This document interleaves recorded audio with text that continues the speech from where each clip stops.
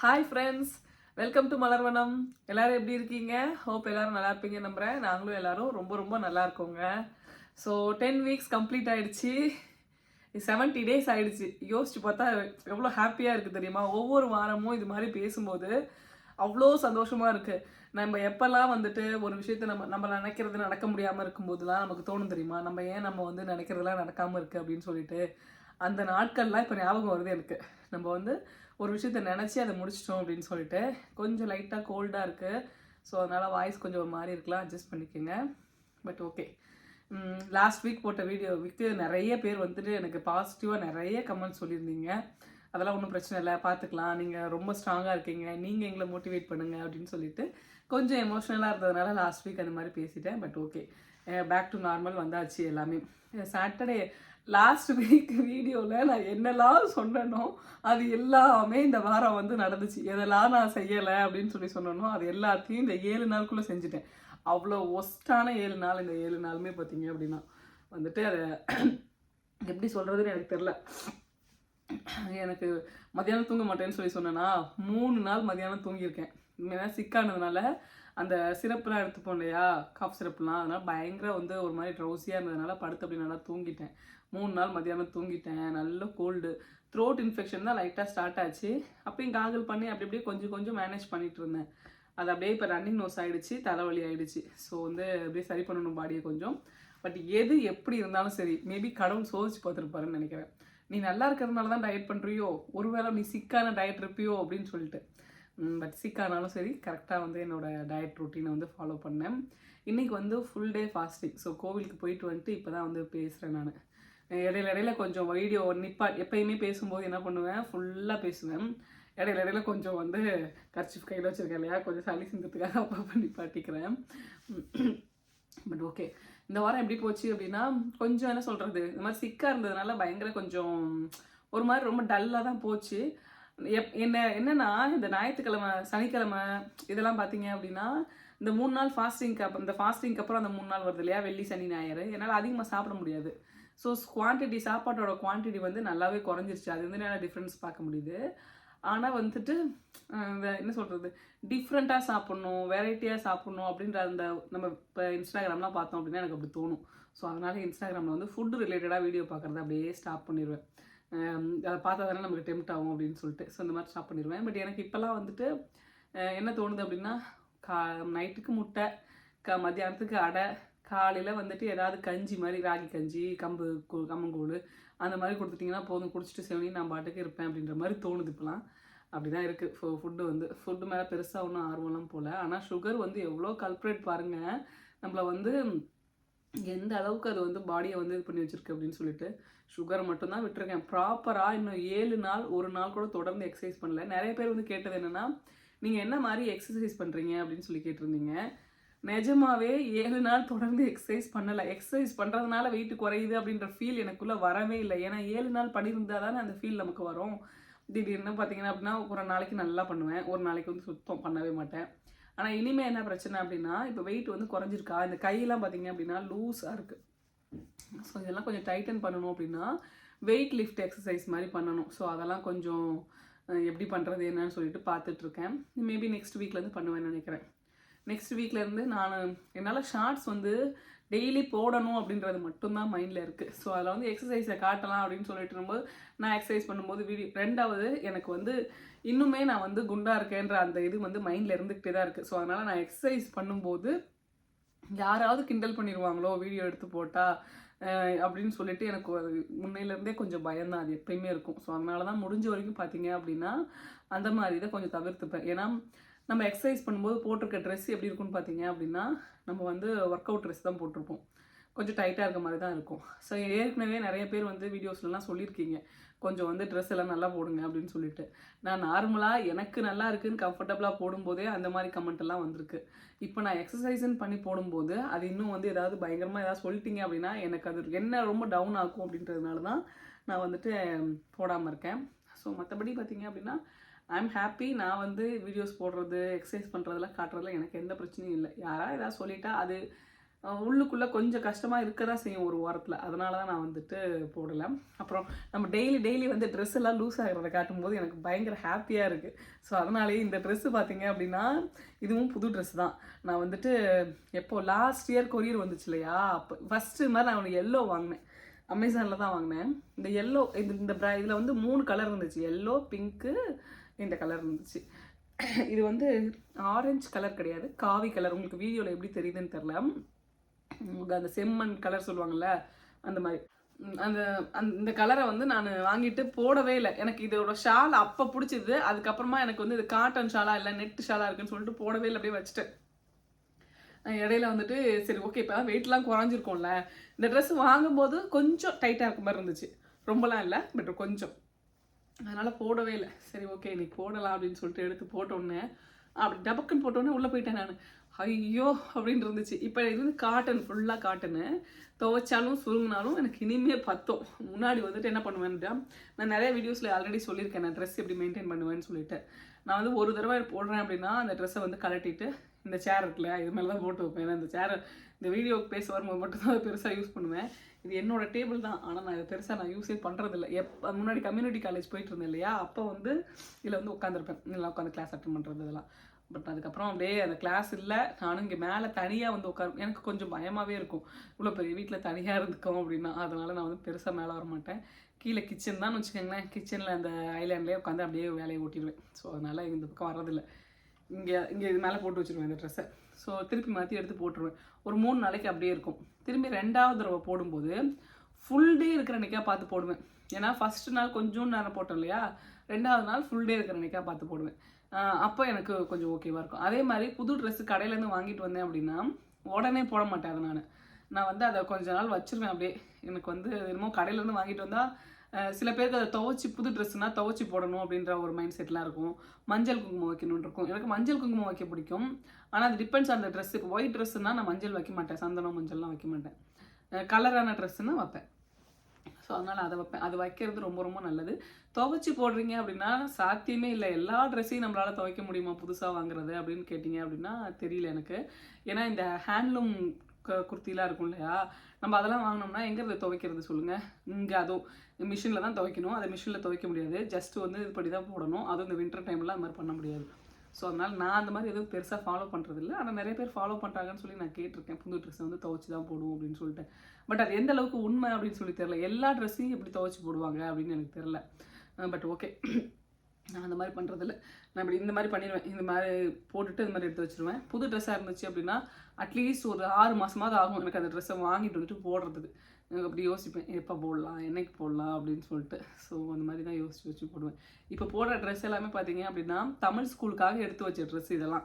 தமிழ் ஸ்கூலில் 32 weeks Tamil school இருக்கா, அதில் வந்து ஒரு 30 அப்படி அந்த மாதிரி அப்பப்போ இந்த நான் எதுக்கு இன்றைக்கி போடணும் அப்படின்னு சொல்லிட்டு பிளான் பண்ணி எடுத்து வச்சிருவேன் ஃபஸ்ட்டு. ஏன்னா சனிக்கிழமை காலையில் நான் சொல்லியிருக்கேன் நிறைய வீடியோவில், என்னையே தான் இந்த வீட்டில் லாஸ்ட்டாக கிளப்பி விடுவாங்கன்ட்டு. முதல்ல நான் தான் எந்திரிப்பேன், ஆனால் கடைசியாக 10 நிமிஷம் கொடுத்துட்டு போய் குளிச்சுட்டு நான் கிளம்பி வந்துடணும். அந்த அளவு தான் எனக்கு டைம் கொடுப்பாங்க இந்த வீட்டில். ஏன்னா எல்லா வேலையும் நான் செஞ்சு வச்சுட்டு வரதுக்காக அப்படின்ட்டு. ஸோ அதனால் கரெக்டாக எடுத்து வச்சிட்டேன்னா தான் எனக்கு ஆர்கனைஸ்டாக இருந்துச்சு அப்படின்னா எனக்கு பக்காவாக இருக்கும் அப்படின்னு சொல்லிட்டு நான் அந்த மாதிரி வச்சுப்பேன். எல்லா விஷயத்துலையுமே ஆர்கனைஸ் பண்ணி வச்சிட்டோம் அப்படின்னா நமக்கு வந்து அது ஈஸியாக தான் இருக்குது.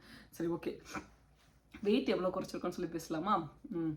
வெயிட் வந்து பார்த்தீங்க அப்படின்னா நம்ம ஸ்டார்ட் பண்ணது 91 kg. இப்போ பார்த்தீங்க அப்படின்னா 82 இருக்குது. நான் வந்து ஷார்ட்ஸில் காட்டினேன் இல்லையா, அவ்வளோதான் இருக்குது. லாஸ்ட் வீக் ஃபுல்லாகவே எந்த ஒர்க் அவுட்டும் பண்ணலை. ஸோ அப்படியே அதில் வேறு மத்தியானம் வேறு நல்லா தூங்கியிருக்கேன் நான் சாப்பிட்டு. ஸோ அதனால் வெயிட் ஏறாமல் இருந்ததே எனக்கு பெரிய சந்தோஷம்டா அப்படின்னு நினச்சிக்கிட்டேன்.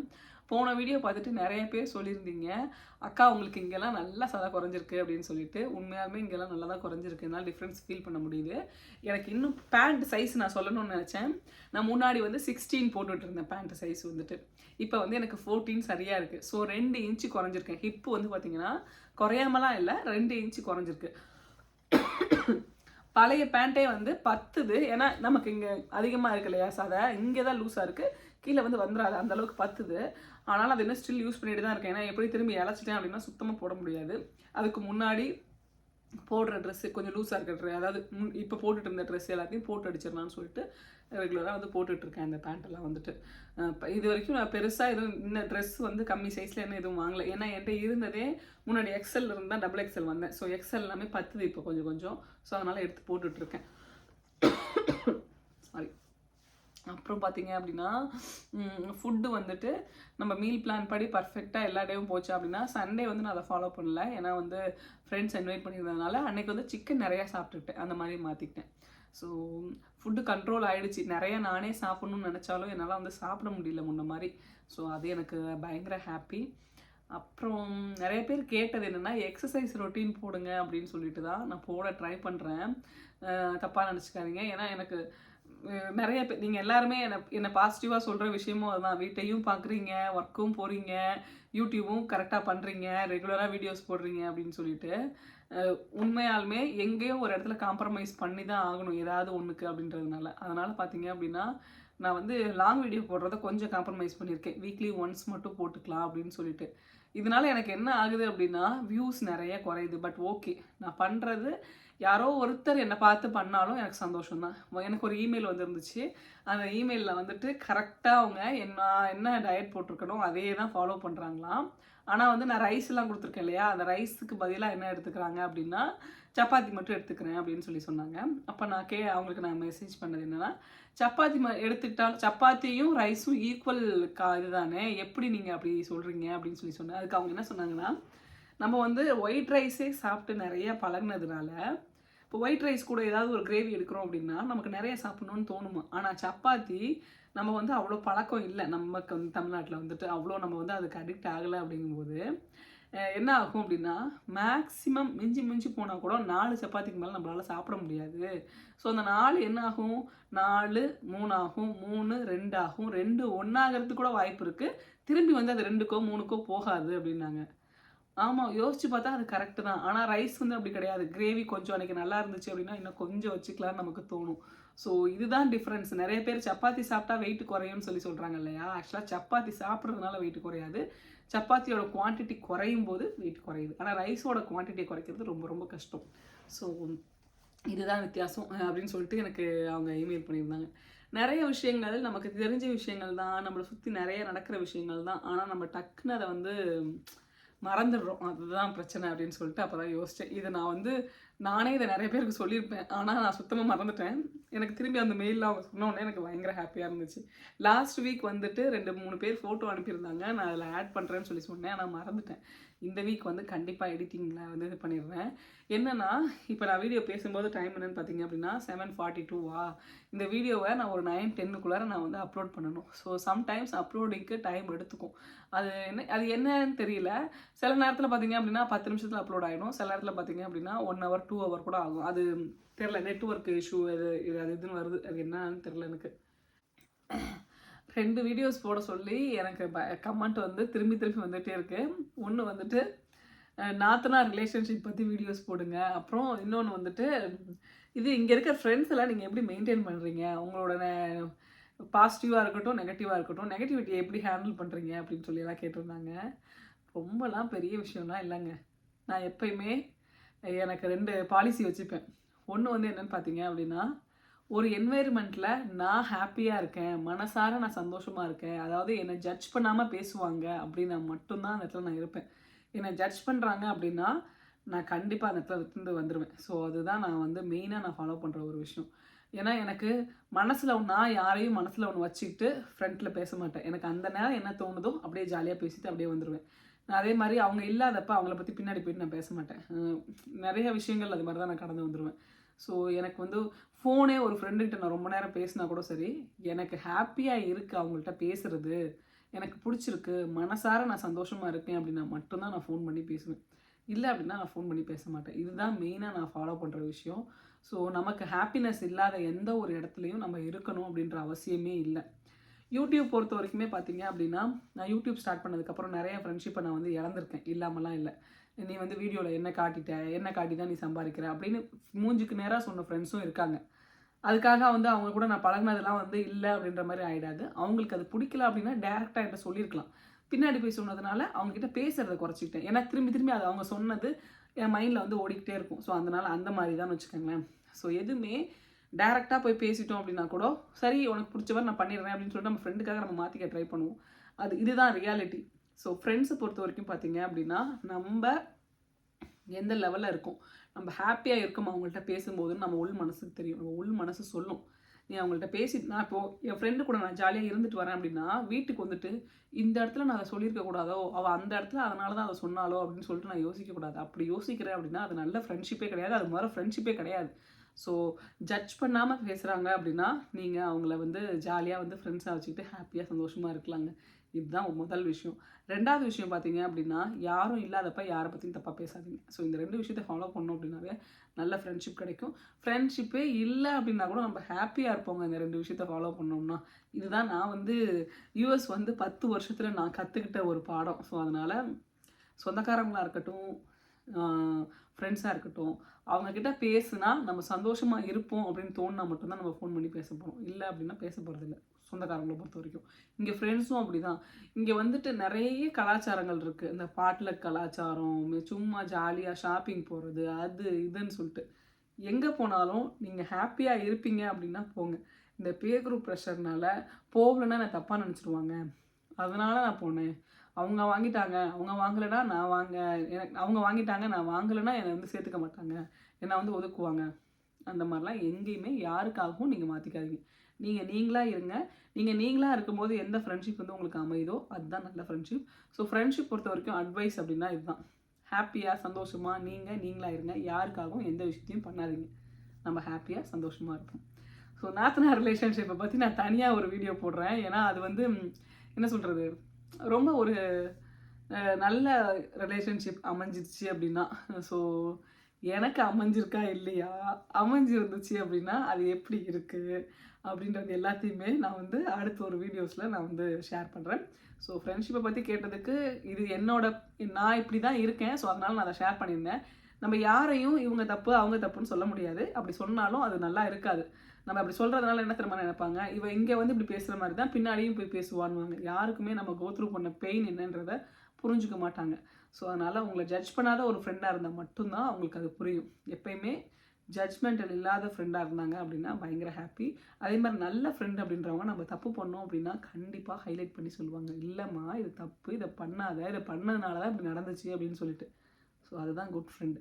இன்னும் அவங்க சொன்னால் வருத்தப்படுவாங்க, அவங்க சொன்னால் நம்மள்கிட்ட பேச மாட்டாங்க, அவங்களுக்கு சொன்னால் பிடிக்காதுன்னு சொல்லிட்டு சொல்லாமையே மூடி வச்சுட்ருக்கோன்னு வச்சுக்கோங்களேன், அந்த இடத்துல நம்மளை இழந்துடுறோம்னு அர்த்தம்.